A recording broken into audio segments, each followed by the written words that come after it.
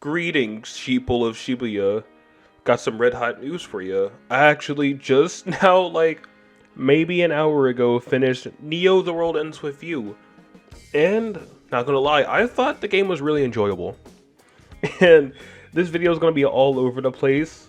So I want to give you guys in advance a huge spoiler warning. Because I'm not gonna have timestamps. I'm probably gonna spoil the game just whenever. If I somehow, with my brain that's all over the place, manage to put all my spoilers in one section, I'll put a timestamp there. But in case I don't, watch this video if you rather have already beaten Neo The World Ends With You, or you just don't care about spoilers. 'Cause I know some people are like that, because I'm like that sometimes. But anyways, now the title is my thoughts on Neo The World Ends With You, so let's go ahead and think. The biggest thought of what you guys are probably curious about is, did I enjoy it? And the answer is a hard yes. A hard yes. I don't know how anyone could not enjoy this game.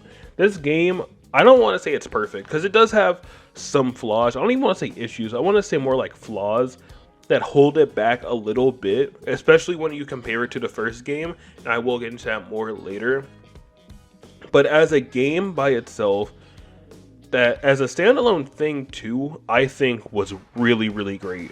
Really great. The music, forget OST of the year, OST of the decade. I'm calling it now. No other video game soundtrack is going to come out right now and be better than Neo. I'm just like, it's too good. Every song, and I mean every single song in this game, slaps. All of it's good. There's not a single bad song in this game. A bad song is like a B tier. And a B tier is like, that's good. So this soundtrack is like one of the best video game soundtracks I have. It's one of the best video game soundtracks to be released. And visually, it's good. Now, is it the best looking game to ever come out ever? Definitely not. Is it the best looking Square game to ever come out ever? No, it is not, because that's Final Fantasy VII Remake. So, I don't know if it'll be dated in a couple of years. I'm not that good, but I think the art style is, the game will hold up, with its art style, is pretty much what I'm saying. Kind of like old cel-shaded games, like Jet Set Radio. It'll age well. It won't look ugly, 20 years from now. It'll still look fairly good. Oh my god, and the art, the character designs, Nomura, hats off to you, man. You still can make good character designs after all of these years. And I think I heard that there were other character designers. I'll probably put their names when I look it up later. I just can't look it up now because I do not want to get too sidetracked. So if there were other character designers, put them down in, not in the description, but on screen right now. I'll put their names. But every character looks good. Every character has an outfit that just is like, wow, this outfit looks amazing. I wish I could wear this in real life if it didn't cost me all of my money. You know, Minamimoto, Rendo, his outfit looks great. Fred's outfit looks really good. Shoka's outfit's good. You know, everyone's outfit looks pretty amazing. I like it. Every single, even the side characters, even just the freaking shopkeepers, the background characters, they all have good looking outfits. It just adds on to how Shibuya looks. This whole vibe with Shibuya. You know? And again, this, oh my god, the personality of this game. Just with the character dialogue, I know this was something a lot of people were upset with for no reason. I love the dialogue. The dialogue actually feels pretty natural. The dialogue actually feels pretty natural. The characters will say things that, yeah, will be dated years from now, but hearing it now doesn't feel dated, you know? It doesn't feel that I'm not groaning every time a character says sus, or what was something else a character has said? I can't remember everything they've said, but they said things like sus. I think Shoka says low key a couple times. You know, it's things like that. It's like it'll be dated, but it's kind of like dated in the same way as if you watch a movie from the 90s or the early 2000s and it has a different vibe from when you watch it now. It's gonna be kind of like that, if that's to say. And oh my god, the Reapers. I love the Reapers in this game. Not like freaking Shiba and Kubo and Ayano and all. I mean like the basic, like faceless grunts. Like the Red Jacket Reapers. They're so funny in this game. I love them so much. They're like petty. They have like personality, so you know it's not the same guy over and over. Like there's one, I can't remember if this was in week 1 or week 2, where this one guy couldn't decide what version of an album he wanted to buy, and he was just sitting there just mumbling to himself, being indecisive. And the Reaper is like, if you can get this guy to shut up, you can go, you can get past the wall. Just stuff like that. I love just the little moments like that in this game. And oh my god, let me see. I'm trying to get all my like non-spoiler stuff out of the way first, so I can get just to everything, because I want to talk about the story. I want to talk about comparisons and everything. So is there anything off the top of my head that I'm forgetting? I talked about the music, talked about the art style. Oh my god, yeah, the gameplay. So the gameplay, definitely an improvement of the original game. Now, keep in mind, I haven't played the original DS release of The World Ends With You. I actually played Final Remix on the Switch, and I absolutely love that game. If you see like my top 5 list, it's literally my number 5 game of all time. And that's the Final Remix version. The Final Remix version on console, in TV mode, I do not like it. Like, to be honest, I do not like it. I played that game almost exclusively handheld, and even with that, I found it the most comfortable with the Joy-Cons off and playing it like it was a mobile game. Like, you know, that's like, and I wouldn't do that if I actually did have it on my phone. I wouldn't have stuck with it as long. But that's just to say, like, that's kind of like the most comfortable way I could play The World Ends With You on Switch. So for them to revamp this combat style, for it to work on console, and what they actually ended up doing works so well, because that was like my biggest concern, or not really a concern, but that was like my biggest like curiosity going into the game when all we had were trailers. I didn't play The World Ends With You till after Neo was announced, because I finally bit the bullet. But like, after playing the original and looking at the trailers, I was like, how are they gonna, like, you know, translate this to 3D? Not even like 3D, but like, you know, like how there's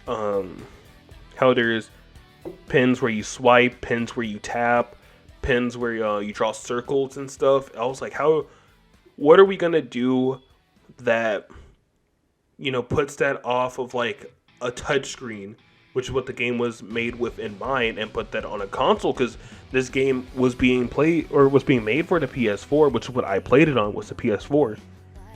And what they did, I like it. They made it pretty much just a straight up action RPG like you would play if it was like Final Fantasy. And pretty much what they did with that was each character kind of had their own assigned button. And not like saying that like Nagi is dedicated to the triangle or Fret's dedicated to square or whatever. It's more so a pin will have a type.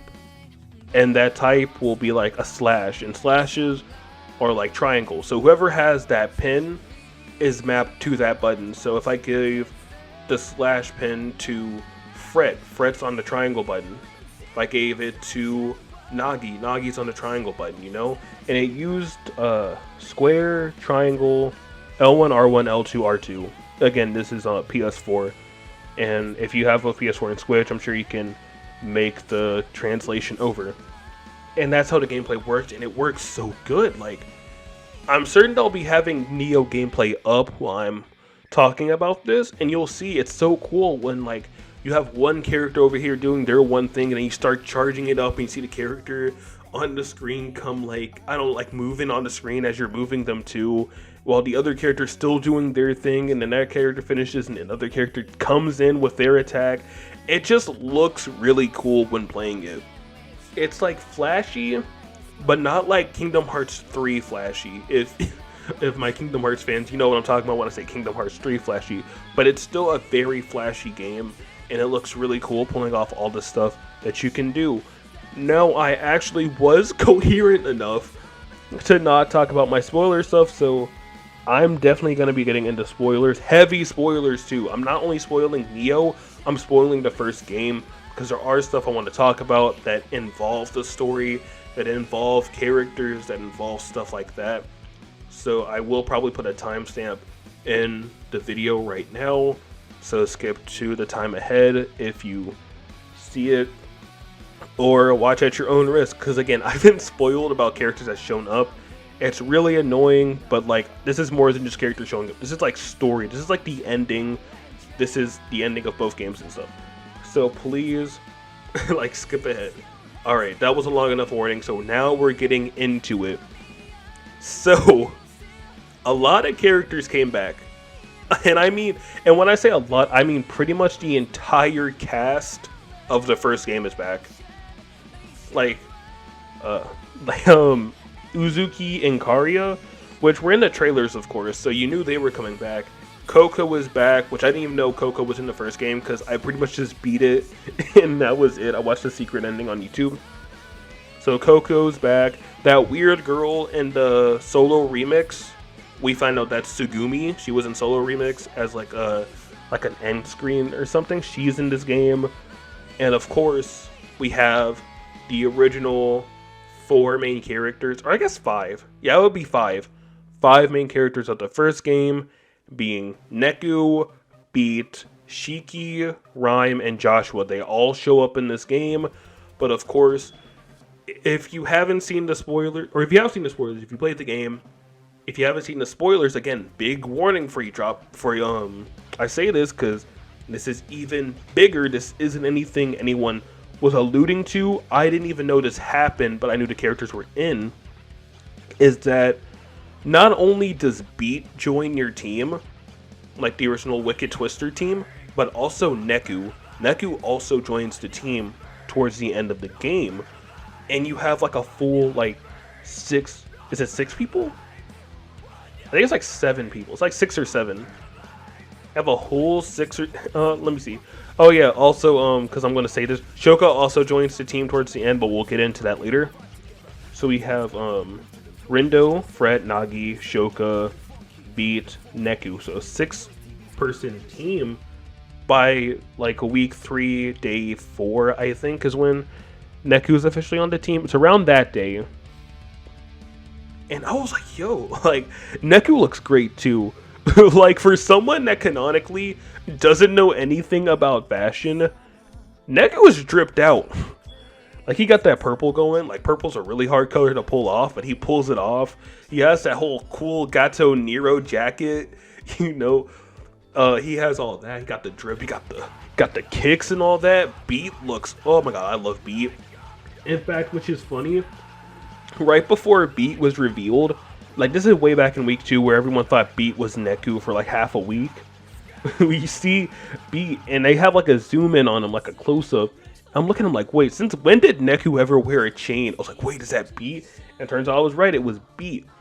So Beat shows up, he joins around week 2 in place of Sho Minamimoto, who turns out to be having his own goals that he was kind of dealing with.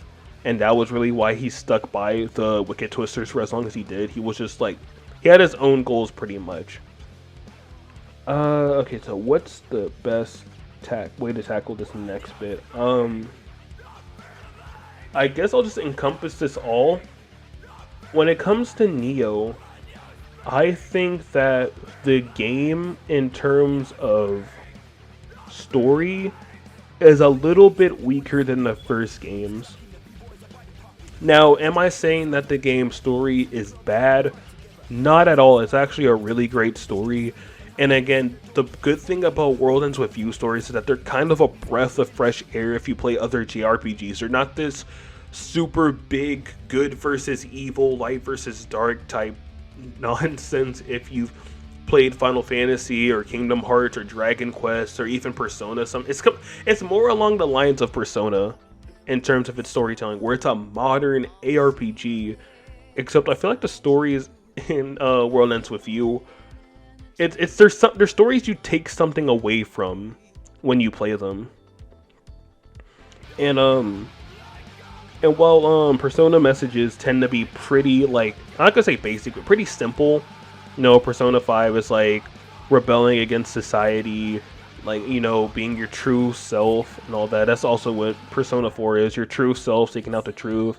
P3 with death and all that. World Ends With You, their messages tend to be more towards yourself and figuring out yourself. Like how the first game, its main message was expanding your worldview and not being so self-centered and only worrying about yourself, if that makes sense. It's kind of like expand your world, see everybody like else's side, like, you know, like see everyone else's story for what it is. You know, and like it's worth knowing other people instead of being a shut-in. And Neo, I think it's world message, because it's world message also. It doesn't, like Mr. Hanakuma, obviously he isn't in this game. To my sadness, I wanted to see Mr. H in this game, but he's not. He's not here to tell you the message. So it's kind of more, I don't want to say up to interpretation, but I feel like Neo's focus was, oh my god, this is probably a part I need to cut out because I have to like get all my thoughts, but kind of being able to decide for yourself. I think that's the big thing Rindo learned. In fact, I don't even know if that's like, it was more Rindo's game. And there were apparently things saying that that Shoka was going to be the main character. And when you get to the end of the game, you can definitely see how Shoka could have been the main character of this game. But Rindo's whole plot development was being able to finally make decisions for yourself. Finally being able to, you know, but like, could you do kind of, he does kind of go through the game. He doesn't know what to do. He's kind of forced into the position of leader by Fret. And everyone just kind of goes along with having Rindo as the leader. So he's kind of put in this role that he wasn't even ready for, that he was unprepared for, but ends up being a pretty good leader in the end. You know, he relied on his time travel too much, but even by the end of the game, everyone's like, there's no way you could have known, so don't beat yourself up too hard about it, so let's fight this boss, you know? It was nice finally seeing Rindo by the end make his own decision, make his own choice. Like towards the end of the game, he has a choice where pretty much the events beforehand was everybody died except Rindo, and this dude named Haz, oh I love him so much, but this dude named Haz pretty much comes in last second, kills Kubo, because Kubo turned out to be the main antagonist of the game. He races him, and Rindo does make it out of the UG. He's in the RG, but everyone's gone, and it's like they never existed in the first place. So Haz gives him a choice that is, let the timeline continue how it is now, like pretty much leave your friends dead, but Shibuya is saved for certain, or go back in time, risk Shibuya being erased again, but this time Kubo's not really there, but the noise made from the time travel is stronger, because that was like Kubo's plan. Like every time he went back, the noise he would generate from the pen would multiply, and they got eventually to a big number by the third week that it was way too much for them to handle. So he had that option of going back in time, setting everything up right, and actually beating the game, getting everyone safe into the RG. And that's another thing I really like, the time travel stuff. There was a whole day in Neo, I think it was like no, I don't want to say. It was day 3 at least, because Shoka and B were on the team, but this was before Neku. So this was probably like day 2 or 3, where the whole day is Rindo going back in time, trying to figure out what happened the day before because he had amnesia.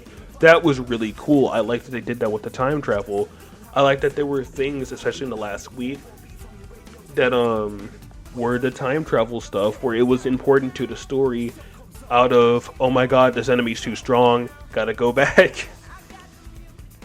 So I feel like And again, so when I say that I feel the story for Neo is a little bit weaker than the original game, I think its story started off stronger in The First World Ends With You. You have like Neku, who's like this asshole. So that's another thing. If you didn't like Neku in the opening hours of the first game, you will love Rindo in this game. He's much more kinder, much more open to talk than Neku was. He's not very mean, because Neku was very much a dick in the first game.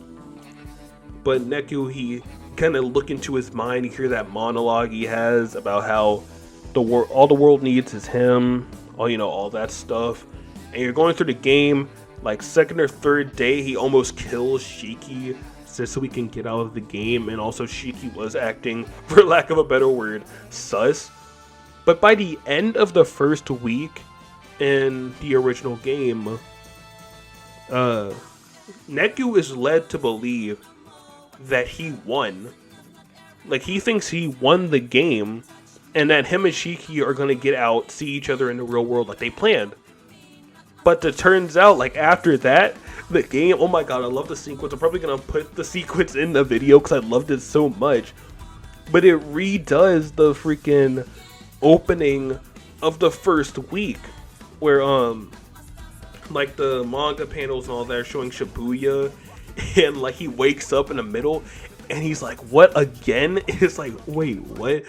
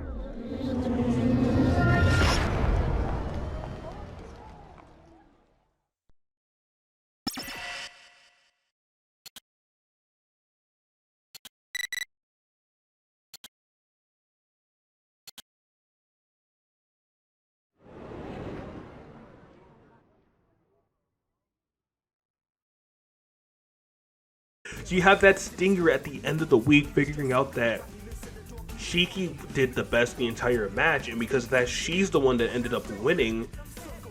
And then figuring out, because Neku had to play the game again, because he said that he would play through it again to beat Shiki, and he finally cares about Shiki. She is his entry fee and all that. So that was cool. It was like interesting. It kept me wanting more after week one. So this is like my major issue with Neo, is that after week one, there's really not much of a reason for you to keep playing. Or let me rephrase that. The story isn't really pushing you. You're not really intrigued. You're not really invested in the story by the end of week one. At least if you already know about what the Reaper's game was. If you already knew what the Reaper's game was from playing the first game or watching the anime, for whatever reason, the Reapers didn't make it clear that if you lost the game, that meant erasure. And that was like my first big issue. The first game, they make it clear that it's play the game or die. It's pretty much that. Do well or die, rather by the Reapers, rather by the noise, or rather just from not completing the mission entirely. Because every mission statement ended with, if I remember the phrase right, completed or faced erasure. And that's what every mission ended with. But for Neo, for whatever reason, the Reapers did not want to make it clear that if you didn't do well, it meant you were erased. And even when they did say you were to be erased, they didn't make it clear like what erased meant. So they're kind of just going through the game. They're not giving it their all. They're not doing their best. And the Reapers are like, why aren't they doing anything? It's because you're not telling them what's at stake. And they want an interesting game, if that makes sense. Like, they don't figure out what erasure means until the Shibuya River Society gets erased at the end of the first week, but be that granted, that final sting, like the voice acting, everything when I forget his name, Fuya. When Fuya got erased, fucking Kubo's voice actor, Xander, Shiba, just all the voice actors doing so well in that moment. It felt so good. It felt threatening. That's a good thing Neo did. Shiba felt like a threat for a good majority of the game. I like that. But it's like they finally figure out what the big penalty is for not doing well in the game. And it's like, and then they still kind of like meander through a good majority of week 2 until again, like towards the end of the week, where you find out all this stuff about Motoi, you find out about Shoka and the Reapers, and oh my god, I knew when after Shiba, like after the first week, I knew Shiba was the leader of the Ruinbringers. It was like, I kind of felt like it was obvious, because it's like the Ruinbringers are doing nothing all week, and they're still winning, and it's like, so it makes sense that obviously Shiba's the main dude, the leader of the Ruinbringers, and it just made sense. Now, I didn't know the Ruinbringers were Reapers. I was wrong about that. Or I wasn't wrong, I just didn't know about that. But in terms of Shiba, I was right. There were some things I was right about. There were some things I was really wrong about. I'll get to that later. But that's really my main issue with Neo. For like a week and a half, the story is not really dragging along, but it feels like the characters are just kind of meandering through the plot and are just kind of reacting to what happens while they don't really know what's going on because no one's being clear, or at least no one's being clear enough towards them to know anything. And again, I could be wrong. I only played this game through once. I'm probably going to go for the Platinum on PS4, but these are just like my memories of the game. If I'm wrong, let me know down in the comments, because I could be completely wrong or I missed a point somewhere. But that was just like my biggest issue. The game kind of meanders for like the first half, I would say, because it is like a week and a half. You do have a whole other week and a half afterwards that's really great. Again, once like the stuff with Motoi happens and the game really picks up, like you fight the Ruinbringers again and the story is going all crazy. You find out Shiba's a leader. You find out the Ruinbringers are all Reapers. Motoi gets his redemption, but he still gets erased. And just everything after that was great. The game ended strong, and that's what I was really hoping for. I hoped that the game would end strong. Just the original World Ends With You, I felt like had a bigger, more interesting story to see unfold. Because you would go through the big story stuff happened, characters got developed, Shiki was developed, Josh wasn't really developed, but that was the point. Josh is supposed to be a very mysterious character. You're not supposed to be able to read him, and once you think that you do know what he's about, he throws you for a loop, and it's like, well, what's he even after, like, you know, and all that. So Josh, like, the only character that wasn't really developed, but like, again, Beat was developed really well in the game. He's actually one of my favorite characters now, especially if you look at first game Beat and second game Beat as like one continuous character. I love him so much. He's like he's probably my top 5 favorite characters, right next to Roxas. And if you know me from Twitter, you know how much I love Roxas. So he is up there. So Shoka, it was easy to tell Shoka was supposed to be the main character of this game. And especially after I read like the iceberg, you can tell. Because by the time week 2 rolls around and she's finally getting developed, she becomes a Wicked Twister, she gets separated, like she separates herself from the Shinjuku Reapers. She's like, she doesn't like what she was doing. She's kind of the first to like outwardly say that she's against what Shiba is doing and wants to keep Shibuya from being erased like Shinjuku was. And I like that. I think Shoka was great, honestly. Shoka is probably one of the better characters in this game. I would say behind Fred, who probably got the most character development in this game in general. Which, again, the character development was pretty light in this game. And that's probably because in this game we're carrying three new characters almost all simultaneously. and the most you can get with them is just how their vibe is, like what type of character they are.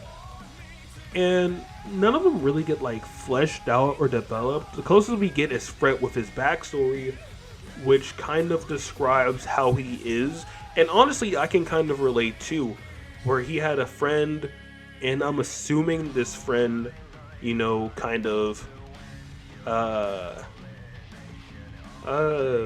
took their own life, is what I think was the intent of it. That the friend took their own life, and it caused Fret to kind of have this moment. It's like, I don't know, epiphany, if that is that the word? But it kind of had him look and be like, well, I tried everything I could with this guy and he still did that. It wasn't enough still, and I was really serious, so why should I ever be serious in general? And that's something that kind of resonates with me personally. And it does make sense when you look at Fret's character. Fret, as a character, kind of,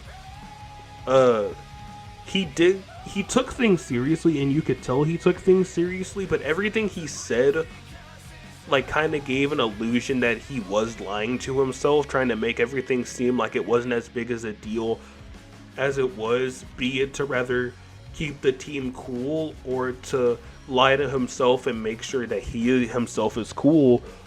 But Kanon, and later you find out Nagi, they both see right through it.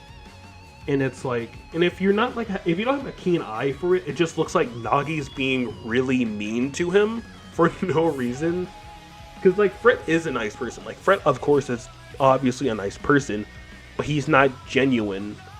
And that's what Nagi didn't like, and that's why Nagi kind of dismissed him, because Nagi could sense that. Which he even goes on to later explain that she is actually really capable of reading people, despite her mind diving ability.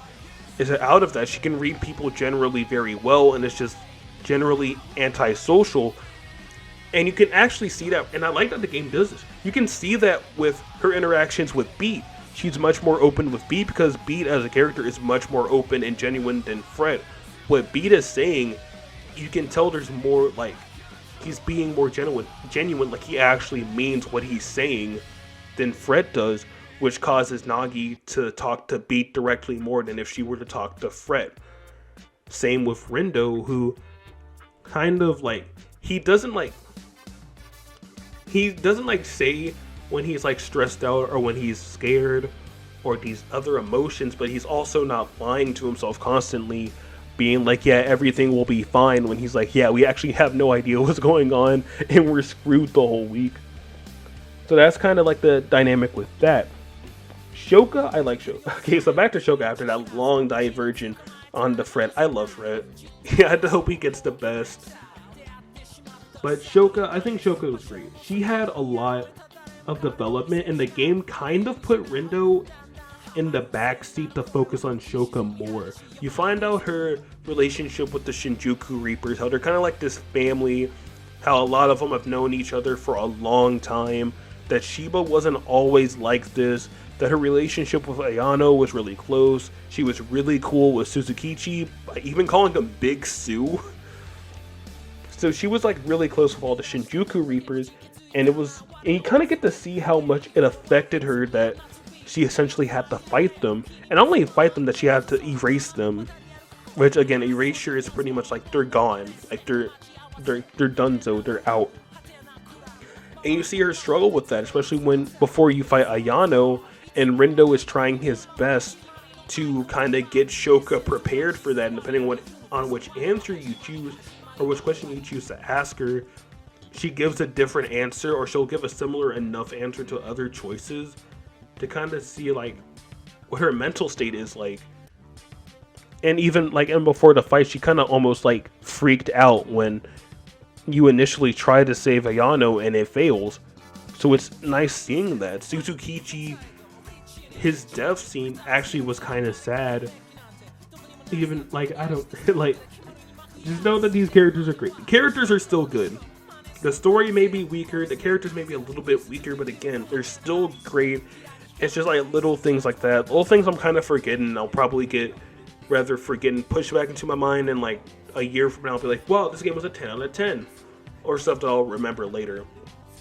So now I'm gonna talk about the end game. God, I can ramble for a long ass time. But now we're gonna talk about the end game stuff. So we're still on the spoilers. So if for whatever reason you were cool with me talking about characters, me spoiling character arcs, and all of that, if you still don't want to know how this game ends, skip ahead to the time I said, which will probably be like around the end of the video, because I'm just trying to get all my thoughts out. This is all of my thoughts that are just stored in my brain. But anyways, the ending. So you get to the final day. You're kind of like talking to everyone, trying to get everything up, because you're ready to finally face off against Shiba. He's been hyped up this entire game. He killed Kanon. He's killed a lot of your friends, because with Kanon gone, all the Varia beauties are also gone along with her. You know, Shibuya's getting destroyed. The sky is all black. It's all silent. No one's thinking anything. So you're finally about to face off against Shiba, and you win. The first time you fight him, you actually win the boss fight. But then Kubo reveals his whole plan, which was to take the noise from Rindo that's been building up every time he went back in time, as well as using Shiba to do all this other stuff. Like, what do you want Shiba to do? But he had Shiba doing all this other stuff, getting Shibuya ready to get destroyed, and all of Rindo's friends die. And not only that, he's able to go back in time too, and he's able to get Hishima to talk to Shiba, get Shiba on their side long enough to stop the fight. Kubo still pulls up, and even with Shiba's health, it's still not enough. They still lose. All of Rindo's friends die, but this time a light comes down from the sky, strikes Kubo, and he's gone. He's exorcised, as is explained later. Shibuya's fine now. Rindo's in the RG, but none of his friends are there with him. So Fred's not there, Nagi's not there, Neku and B aren't there. It's as if they never existed in the first place, and only he can remember them. Which is when this other character shows up. I forget his name, his like actual name, but his nickname that he goes by is Haz. And I'm guessing Haz is this game's like stand-in for not Shiba. This game's kind of stand-in for the composer. And my first headcanon, this will probably be in the character bio too, but my headcanon is that Haz is the Shinjuku composer. And because again, Joshua's still here. Like, as I said earlier, Joshua's in this game. He's still the composer. He's still doing like Joshua stuff, being vague, kind of like, again, prissy, like Beat said. So Joshua's still Joshua, and they even say that he's the Shibuya composer. Not that he's like the composer, like he's the composer of all the games. He's the composer of the Shibuya game, which just even begs me the question, what was Josh doing this entire game? Like, where was he this entire game? We got explanations for Neku. We got an explanation for what Beat was doing, which pretty much his regular stuff till he gets dragged into the game for no reason. But like Josh, he was just kind of gone the whole game until like the very last second where he shows up. So I'm going to assume that Haz is the Shinjuku composer. He comes back, he gives Neku the time pin again, and tells him that since he doesn't get what Shibuya's all good about, but clearly Rindo does, and that Rindo pretty much admits to him that Shibuya isn't special anymore because he doesn't have like Fred, he doesn't have Nagi, he doesn't have his friends anymore pretty much, which is like, again, I know that's kind of sounds corny when you I know that sounds corny when you kind of look at it at face value, but again, it does make sense. It isn't like that corny old anime trope of my friends are my power. It's more so like my friends, like the people I hang out day to day with that make life not so terrible, like they're gone now. Like everything that was fun to do in Shibuya, I did with my friends. I did with Fred. but now Fred's not here, Nagi's not here, I can't do any of that anymore. Or I can, but it won't be the same. It's not as simple as, oh, just move on, because you can't just move on from that. Those are people you're close with. So it makes sense that Shibuya no longer is special to Rendo anymore, because the people that made it special aren't there with him. So Rendo, or no, Haz gives Rendo the time pin, and he's like, I'll give you an ultimatum. Rather, you get rid of the pin, like you toss it, get rid of it, continue life as is, or use the pin, go back in time the day before, fix everything, and again, the noise multiplies every time he time travels, and now the noise will be stronger, but, or again, he's risking Shibuya again when he goes back. So there's also that on top of it. Shibuya still faces erasure, but now he has a chance to save all of his friends, and he chooses the latter option, of course. And when he goes back, nobody remembers Kubo at all. Like, it's as if he never existed, and all people can remember is just like the remnant, the idea that maybe they knew someone named Kubo, but they're not entirely sure if he was real or not, and that's all anyone has. So Rendo goes back in time. You spend most of the day going back in time, fixing everything. You get Rhyme to team up with Kaie, and they hatch this plan to have Neku sync up with everyone, have Nagi dive inside of Neku's mind to connect everyone, and to have Fred remind everyone the good times they had in Shibuya, because that was the way you could get rid of the noise that was coming out the pen, because it was like negative noise or something like that. Or it was something, Minamimoto explains what the noise was. It was a little bit confusing, not gonna lie. You're probably gonna have to play the game or see a walkthrough to know what I'm talking about. But pretty much it's like the good thoughts of the people cancel out the bad thoughts of the time noise.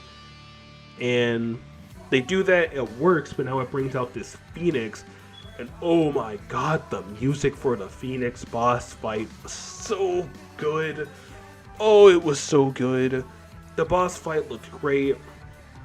The design for the boss looked amazing. I loved it. It was so good. You beat the boss, beat the Phoenix. Everything's fine. So now here's the final scene of the game. I'm going to break it down. It'll probably be the end of the video after this too, because this is a 40-minute video. And again, I did this all in one take.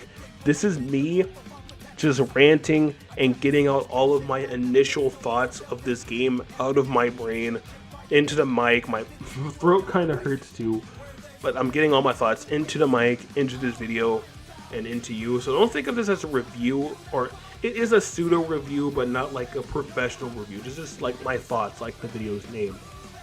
So the game ends, Joshua shows up, and you know, he's doing all of his Joshua shit. He goes to Rendo, and he goes to Shoka, who just learned from Shiba that Shoka can rather join the Reapers again, or stay not being a Reaper and face being erased, because that's like a rule in the Shinjuku game. Is that when you're no longer a Reaper, when the game ends, you get erased. And that's kind of the end of it. And Shiba's like, you know what? Since I've been an asshole, I kind of atone for everything. So I will let you join the Reapers again if you want to, but it's your choice. Joshua shows up and he's like, yeah, since you don't want to go back, because Shoka was completely fine with being erased, because it was revealed. Okay, I can't believe I skipped over this. But it was revealed in the first timeline that Shoka was Swallow. And oh my god, Chris, if you're watching the video, I'll admit it, I was wrong. This entire game, I thought Swallow would have been Joshua. And it's like, if you looked at it, if you looked at how Joshua talked in the first game, and looked at how Swallow talked, it felt like it was Joshua typing. Like the little smiley faces that felt really snarky. Like just all of it just felt like a very Joshua thing. But no, it wasn't Joshua, it was Shoka, which the game doesn't really kind of hint towards, Other than the fact that Shoka, of course, helped the Wicked Twisters, she had a fondness for them. She had a fondness for Rindo, of course. And that's kind of all the game gives you to go off of if Shoka maybe is Swallow. But, I just thought it would have been Joshua. I thought that would have been cool. I was waiting the whole game to be right. I was wrong, because my brain is a big, dummy, stupid brain. But, anyways, Shoka's like, I can't play Fango, so there's not really much of a choice for me to live anymore. I'm kind of tired of being a Reaper anyway, so I'm cool with being erased. Josh was like, oh, okay. It's like, well, if you're not gonna be a Reaper anymore, and he says some shit, I forget what he says, but pretty much makes her disappear, and that's the end of that. So then you cut to Joshua and, no, you cut to Shiba talking to the old Shinjuku gang. So Sugumi's there. It's pretty much everyone that was left. So Ayano and Suzukichi aren't there because, of course, they were erased. So all that's left is Sugumi, Hishima, and Kaie. And Sugumi's there. She's like, what are you going to do? You can stay in Shibuya. The Reaper said they'll take us in. And Shiba is like, I'm going to atone. I'm going to go back. I'm going to rebuild Shinjuku. It's my fault that it got erased. I made the decision to erase it, so it should be me that puts it back together. And Sugumi is pretty much like, I'll help you. I'll help you do this. I'll join you on this and help you rebuild it. Shima shows up. He's like, yeah, I'll help too. Kai is like, yeah, we might as well. So the Shinjuku guys are going to go back to Shinjuku and rebuild it. I'm assuming is what they mean with that. So then you do cut to Joshua and Neku talking, where Neku is like, or Joshua's like, I kept you safe from the erasure of Shinjuku. Pretty much because Coco shot him in the last game, apparently. Apparently, I guess it was a retcon and solo remix or final remix for one of the games. But pretty much after the ending of the first game, Coco pulls up, shoots Neku again, sends him back into the game. And Josh puts him in Shinjuku to keep him safe or whatever. Which is where Neku was for the past 3 years. And apparently never met Shiki either. Which threw me for a loop for a second. Because again, I didn't play the Coco content. I didn't even know it was in the first game. So Josh is like, I kept you safe. Neku was like, yeah, whatever. They kind of talk a bit. And then Josh is like, you know, I can make you the composer of the Shibuya game. And Neku's like, nah, not really feeling it. I do kind of want to go back to living my life. And Josh was like, fair enough. Sends Neku back to the RG. And Neku and Shiki finally meet after apparently 3 years. And I don't care. I'm in tears. I'm crying. I'm happy. I'm happy these guys get to be happy. I love the cast of both games so much. They all deserve to be happy. So good for all of them. You know, everyone's happy. Happy ending. I love it. I don't care. I don't care if that everyone didn't die. I got my happy ending. And then you cut to, of course, another day. Or actually not another day. You cut to the ending of the game. This is the ending. Turns out Fret is now playing Elistra. Like Nagi was kind of not really pressuring everyone to play, but she offered Shoka to play it. And she talked about, of course, talked about Elistra the entire game. And that was like her thing, so it got Fred to finally play it, see what it was about. And he's over there simping for Lord Tomonami, my boy Fred. I mean, I'm just saying, if the shoe fits, you know. So he starts playing Elistra.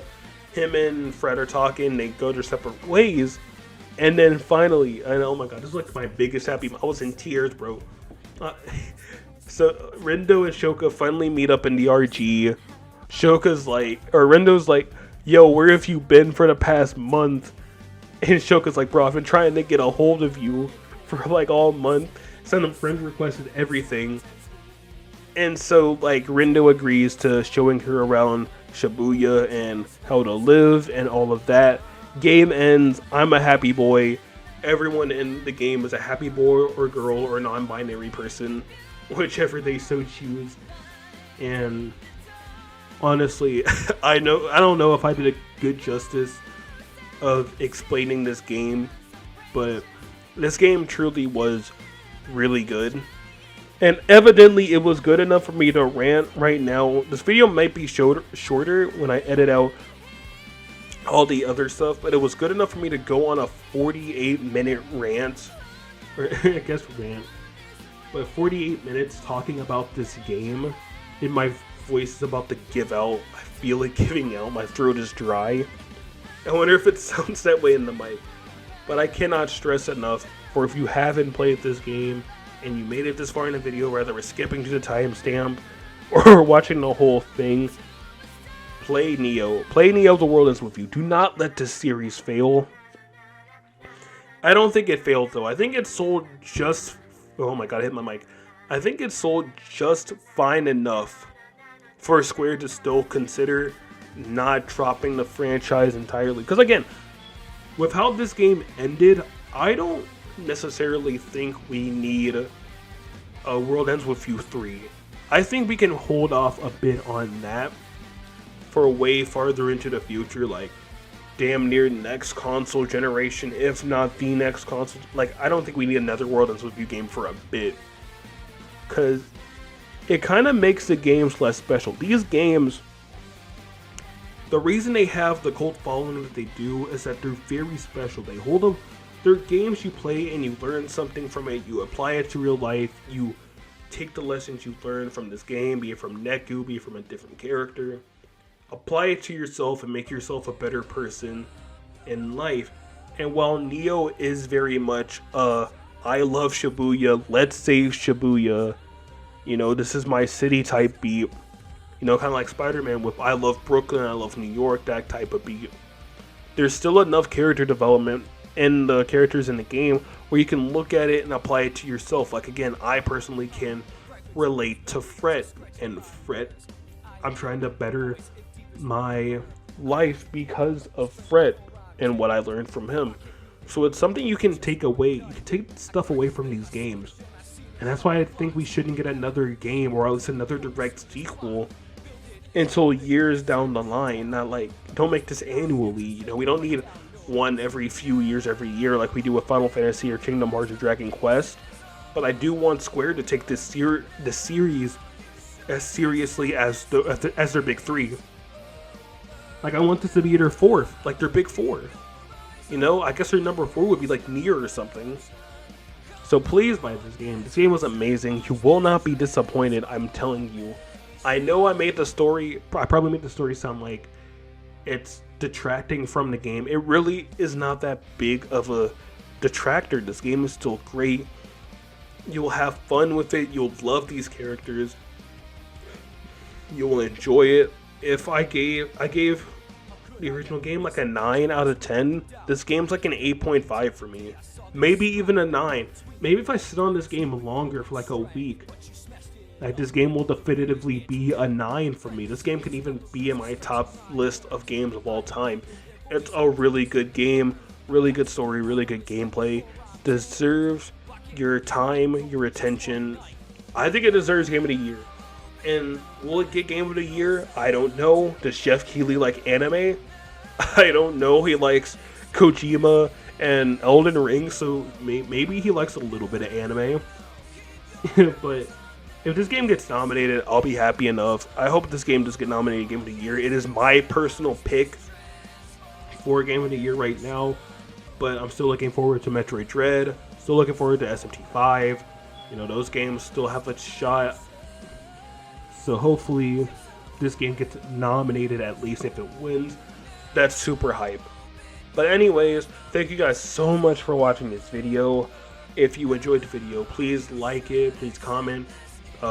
If you made it this far, please comment if you loved the game, if you enjoyed it, if you hated the game, if you loved the characters, if you hated the characters, if you think Nagi was an annoying piece of shit for 90% of the game. You know, like, comment that down below and tell me all about it. And if you enjoy my content, maybe consider subscribing a bit, you know, hit me with the subscribe, possibly, you know, follow my Twitch and my Twitter that are both links in the description. I stream every Friday, Saturday. I'm probably going to start streaming Sundays too once I figure out what I want to do on Sunday. Since I'm no longer streaming Persona 4 Golden, since that's now a Let's Play series I am continuing to do. So that's something I have going on there. So links all in the description. All the songs I use also will be in the description. I love it. Like, one thing I always hated on YouTube was when I heard a cool song, I'm like, I don't know what that song is. Chat's not telling me what the song is. I'm kind of SOL, so I put all the songs I use in this in the description as well. The description is a good place to check out. So with all that being said, I've been dead. You guys have been awesome. See you guys next time I see you. Goodbye. Roll the outro.